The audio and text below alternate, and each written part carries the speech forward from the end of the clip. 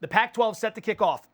First question, 7-game season, very short season. So I would like to know specifically from you, in order, as I filibuster myself to the proper question I'm supposed to be asking, how does the shortened season affect their chances of making the playoff? I do think it will factor in somewhat, because if you look at SEC and or ACC or Big Ten competition, if you have an extra game or two against a ranked opponent, the Pac-12, let's be honest, hasn't been necessarily a constant pipeline to the college football playoff since they've begun it. It's a nice way to say that. Okay, so like I imagine the college football playoff committee is going to say, well, you haven't had good programs over the last few years, and then you're playing fewer games against weaker competition. Usually they don't like that. Usually they want teams that are tested more. So I think it's going to be something that is held against them significantly.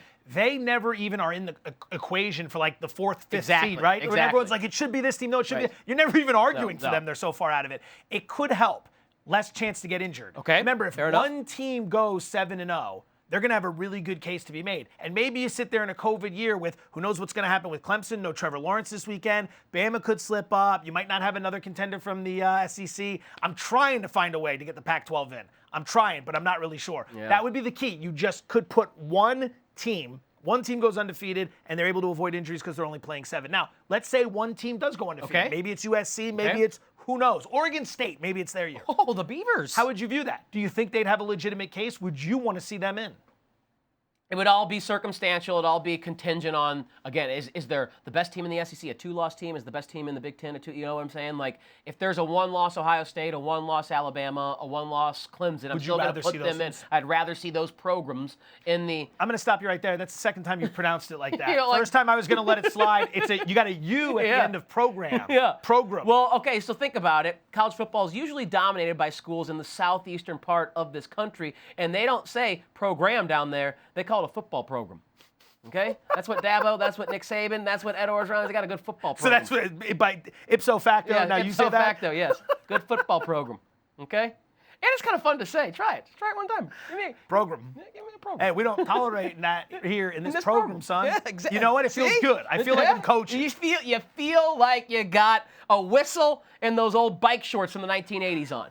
Give me a team. Someone in the Pac-12. Take a shot. Let's get wild. Let's get crazy. Because if a Pac-12 team is going to do this, how about Herm Edwards, who plays to win the game? I've heard that. In the Arizona State Sun Devils. They may have the best quarterback or the most exciting quarterback in the entire conference there in Jaden Daniels. A lot of talk about Keaton Slovis at USC, but Jaden Daniels is a stud, and Herm Edwards knows how to coordinate a defense, and they have a dominant one at Arizona State. So why not the Sun Devils?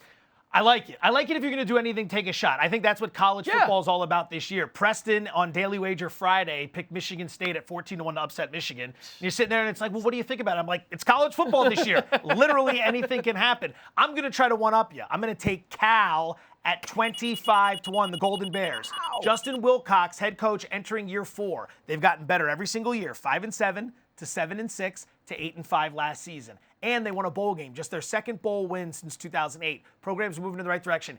18 starters are back, 18 including 10 on offense. And their 2 biggest games of the year, Washington and Oregon, are both going to be at home. Yeah. Cal at 25-1. All right, let's get crazy.